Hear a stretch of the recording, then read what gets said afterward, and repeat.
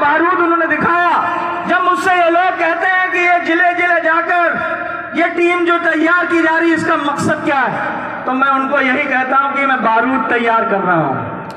ये बारूद तैयार कर रहा हूं अलग अलग जनपदों में जाकर।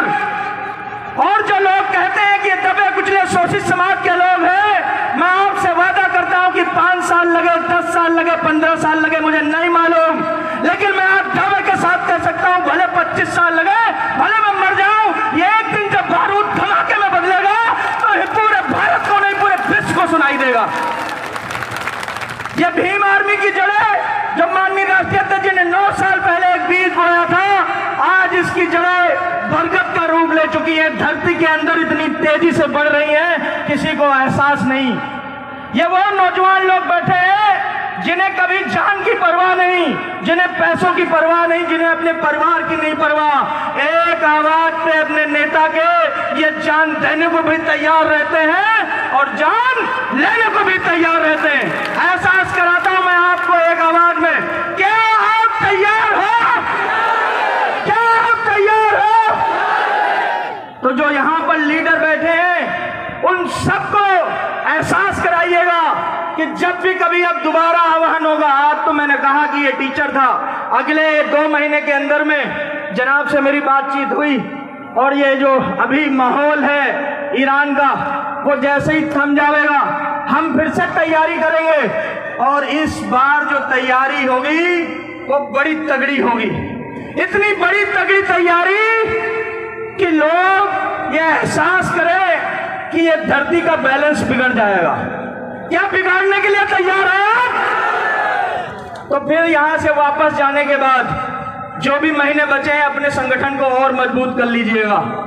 एहसास कराइएगा लोगों को, जिन लोगों ने इन गरीब मजलूमों को चीटे मकोड़े समझ रखा है, उन तानाशाहों को एहसास दिलाइएगा कि हम चीटे नहीं हैं, हम हाथी हैं। बस केवल हम अपनी ताकत भूल गए थे, लेकिन जब भीम आर्मी संगठन बना तो उसने हमें हमारी ताकत का एहसास कराया और जब हाथी मतवाला हो जाता है तो बड़े बड़े महल खंडहर कर देता है। हम कूच करेंगे बहुत जल्दी उन महलों की ओर जिन्होंने हमारी जमीनें छीनी, जिन्होंने हमारा हक छीना, जिन्होंने हमें और हमारे पूर्वजों को बदतर से बदतर जिंदगी जीने पर मजबूर किया। क्या तुम भूल गए उनका बदला? क्या तुम्हें जो बता के गए कानों में कि हमने जिल्लत की जिंदगी दी, आज हम सब कुर्सी पर बैठे हुए। एक दौर ऐसा था कि हमारे पूर्वजों को कुर्सी पर बैठने पर लाठी से मारा जाता था, चारपाई पर बैठने से लाठी से मारा जाता था, लेकिन आज आपको इतनी ताकत मिली तो लाठी तो छोड़ो, हम तलवारों से भी नहीं डरते। क्या डरते हैं हम? डरते हैं हम? नहीं डरते।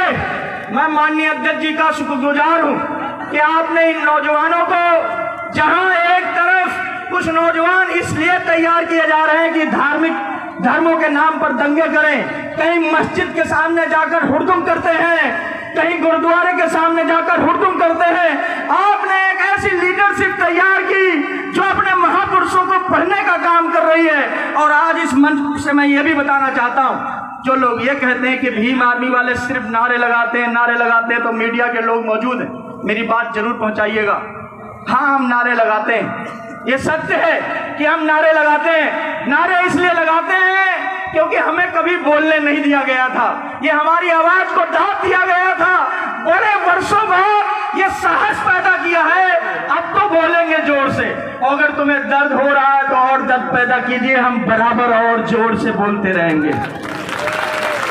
एक बाबा जी का मैंने वीडियो देखा, उन्होंने कहा कि भीम आर्मी को अगर जल्द से जल्द निस्ता नाबूद ना किया गया तो ये जल्द लादेन का रूप ले लेगी। देखा आपने वो वीडियो?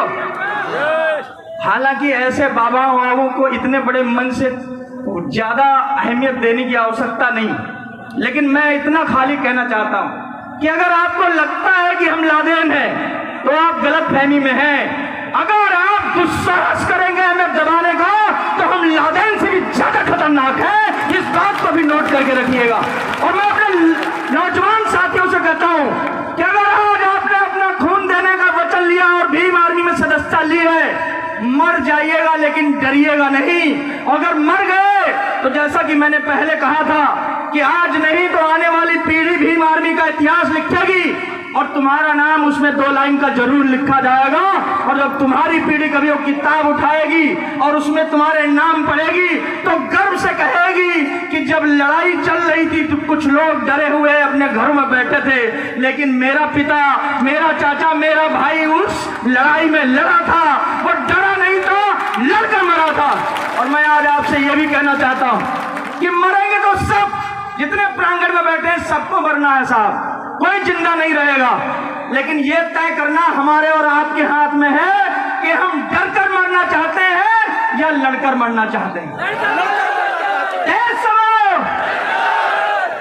अगर लड़कर मरना चाहते हो तो यहां से वापस जाने के बाद में मैंने जो कहा, जो बारूद तैयार किया जा रहा था उसमें और बारूद भरने की तैयारी करिएगा। मैं बहुत जल्दी माननीय राष्ट्रीय अध्यक्ष जी को लेके आपके जनपद जनपद पहुंचूंगा और मैं माननीय राष्ट्रीय अध्यक्ष जी को यह आश्वासन देता हूं अपनी भीम आर्मी की टीम से, उत्तर प्रदेश की टीम से, कि अध्यक्ष जी ये कम समय में किया गया कार्यक्रम है। आज ये तस्वीरें जब जाएंगी तो लोगों को एहसास होगा कि हमने इनको पैसे नहीं दिए, हमने इनसे ये नहीं कहा कि आप जो है 10-10 पैसे करके ले आइएगा। मैं रात का मंजर अध्यक्ष जी देख रहा था, 1 बजे रात में यहाँ ये महिलाएं जो सामने बैठी हुई, ये महिलाएं यहाँ घास में लेटी हुई थी, कुछ महिलाएं झंडा लगाने का काम कर रही थी। मैं जब ये देखा तो मुझे लगा कि मेरे माँ ने जिस रास्ते पे मुझे भेजा है वो रास्ता सही है। जब हमारे समाज के लोग आधी रात में आकर आधी रात में भीम आर्मी का झंडा तैयार कर रहे होते हैं तो मैं गुजार करता हूं अपने समाज का कि मेरे समाज के लोगों, अगर मरूंगा और मरने के बाद में दफन हुआ तो इसी नीले झंडे में दफन होना पसंद करूंगा, इसके अलावा और कुछ पसंद नहीं करूंगा। और जब तक मैं रहूंगा इस बात को खुले मन से आज कहता हूं कि जब तक जीवित रहूंगा तब तक माननीय राष्ट्रीय अध्यक्ष जी के आदेशानुसार इस संगठन में ही जीवित रहूंगा, इस संगठन में ही मरूंगा, इसके अलावा कहीं कहीं नहीं जाने का मेरा कोई तात्पर्य रहेगा।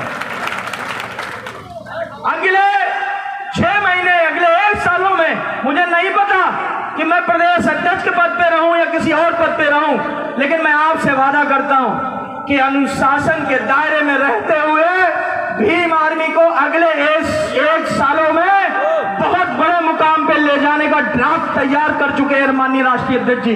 बस आपको साथ देने की आवश्यकता है। मैं अपनी बात खत्म करने के पहले आप सबको एक बार जोश दिलाकर और फिर अपनी बात को जय भीम कहकर समाप्त करूंगा और आपसे उम्मीद करूंगा कि हमारे दोनों मुख्य अतिथि जी जो यहाँ पर मौजूद है उनको बहुत ही इत्मीनान के साथ सुनिएगा, उनकी एक एक बात अपने जहन में रखिएगा कि वो क्या कह के गए हैं, उसको सुन के जाइएगा।